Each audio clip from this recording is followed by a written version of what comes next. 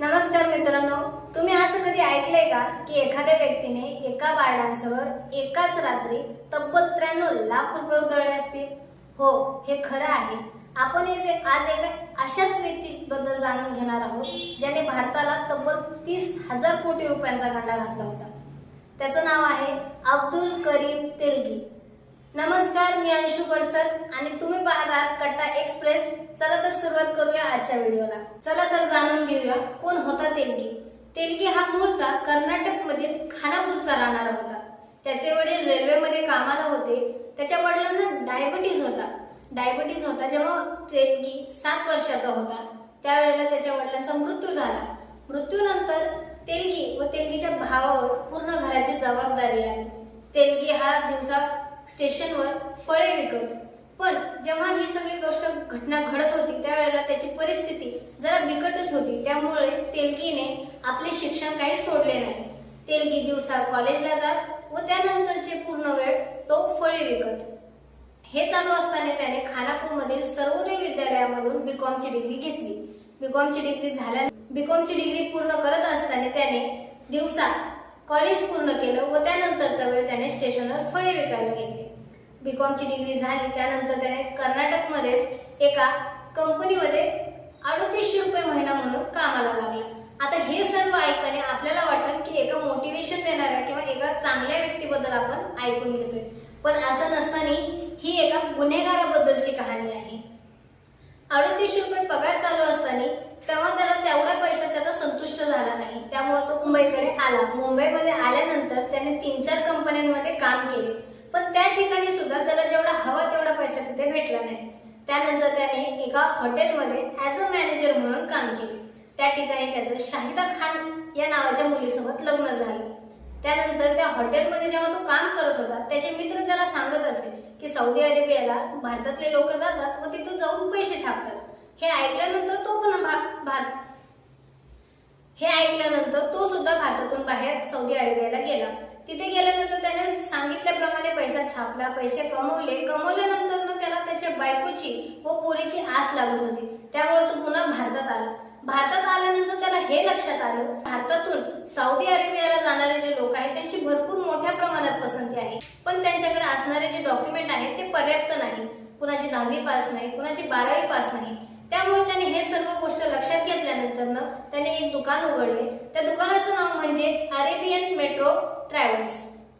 या दुकानात तो ज्या लोकांचे डॉक्युमेंट बनवत होता तो एवढा चोखपणे बनवायचा की आतापर्यंत त्यातला एकही व्यक्ती पकडू गेलेला नाही. पण ही सर्व गोष्ट एकदा पोलिसांच्या कानी पडली व त्या पोलिसांनी त्याला जेलमध्ये टाकले. आता हे सगळं ऐकल्यानंतर आपण म्हणतो की जेलमध्ये जेव्हा माणूस जातो तेव्हा त्याचं तिथं आयुष्य संपून जातं, पण तेलगीच्या बाबतीत असं नव्हतं. तेलगीचा हाच तो क्षण म्हणजे टर्निंग पॉइंट म्हणून ठरला. 1991 साली त्याला जेल झाली. 1991 साली जेव्हा तो गेला जेलमध्ये गेल्यानंतर त्या ठिकाणी त्याची ओळख ही रामरतन सोनी सोबत झाली. रामरतन सोनी कोण होता? हा तोच व्यक्ती जो कलकत्त्यामध्ये जो स्टॅम्प पेपर फेक बनवायचा आणि विकायचा. या दोघांनी प्लॅन केला, ठरवलं व बाहेर गेल्यानंतर आपण हेच करायचं म्हणून ठरवलं. 1992 ला बाहेर आले. त्यांनी ठरवल्याप्रमाणे मुंबईमध्ये 2 दुकानं उघडली व त्यानंतर त्यांनी भरपूर स्टॅम्प पेपर गोळा केले, त्याच्यावरची शाई काढली व फेक म्हणून विकायला सुरुवात केली. त्यांनी भरपूर पैसा कमवला. त्यांनी सरकारी अधिकाऱ्यांना पैसे दिले म्हणजे त्यांना कुठं अडथळा येऊ नये, त्यांना कुठं थांबवता येऊ नये. त्यामुळे त्यांनी हे सर्व कामं सुरू केली. त्यानंतर त्याच वेळेला एकदा हर्षद मेहताचा स्कॅम समोर आला. हर्षद मेहताचा स्कॅम ऐकून रामरतन सोनी घाबरला व त्याने इथेच सर्व काही थांबवावं हे ठरवलं. पण तेलगीच्या डोक्यामध्ये अजून पैसा कमवावा हे चाललेलं. त्यामुळे दोघांचा वादविवाद झाला व दोघं वेगवेगळे झाले. त्यावेळेला तेलगीच्या डोक्यात एक आलं की प्रिंटिंग ही नावाची कंपनी आहे ज्या ठिकाणी सरकारी मशिनी जे स्टॅम्प पेपर छापायच्या ज्या मशिनी असतात त्यांचा लिलाव होतो, म्हणजे तिथं तो स्टॅम्प बनतो. त्या ठिकाणी तो गेला. तिथं त्याने वॉचमॅन पासून ते वरिष्ठ अधिकाऱ्यापर्यंत सर्वांशी ओळख केली. ओळख झाल्यानंतर त्याने वरिष्ठ अधिकाऱ्यांना लाच दिली.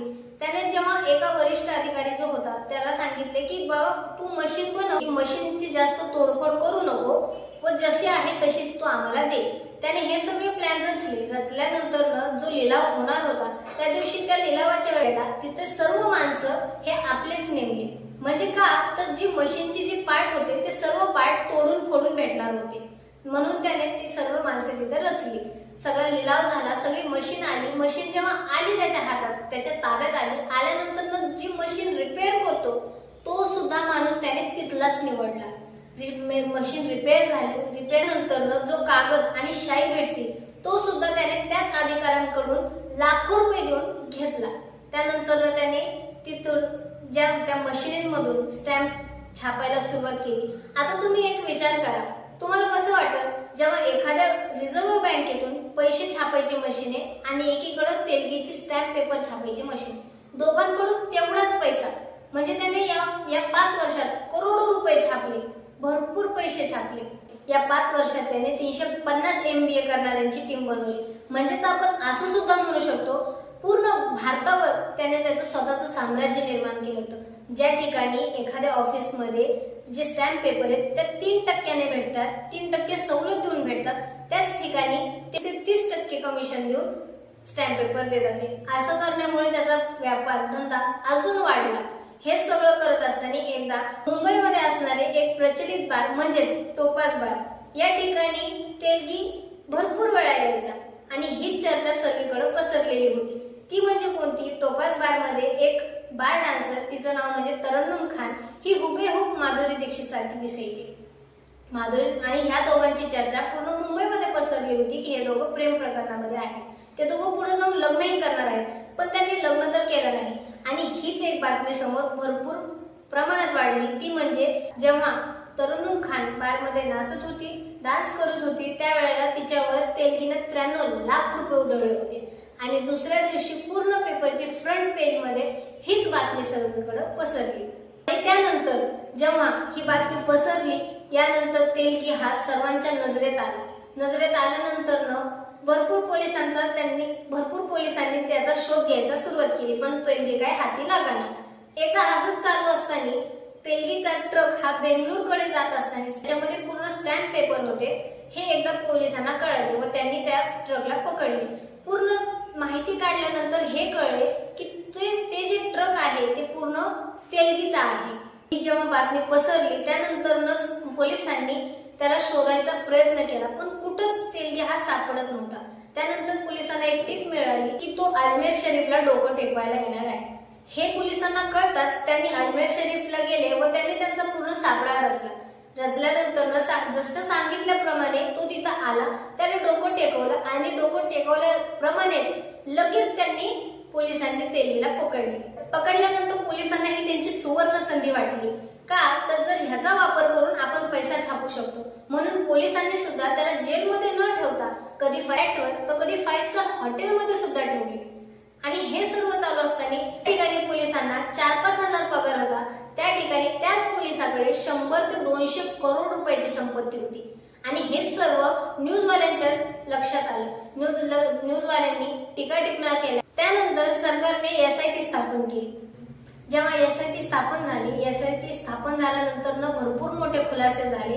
त्या खुलासांमध्ये असे लक्षात आले की तेलगीच्या डोक्यावर भरपूर राजकीय लोकांचा हात होता, मोठमोठ्या अधिकाऱ्यांचा त्याच्या सोबत होता. म्हणजे हे सगळं का तर त्याने भरपूर लोकांना लाखो रुपये खाऊ घातले होते. त्यानंतर त्याची जी केस आहे ती कोर्टात गेली. कोर्टात गेल्यानंतर 2006 साली त्याची केस कोर्टात गेली व त्याला 30 वर्षाची शिक्षा आणि 200 कोटी रुपयांचा दंड ठोठावण्यात आला. पण शिक्षा संपण्याच्या 11 वर्षाआधीच म्हणजेच 20 ऑक्टोबर 2017 रोजी तेलगीचा मल्टिपल ऑर्गन फेल झाल्यामुळे मृत्यू झाला हे सांगण्यात आले. आणि त्याच्या घरच्यांनी कोर्टात केस दाखल केली की हा मृत्यू मल्टिपल ऑर्गन फेल नसून संशयास्पद मृत्यू आहे.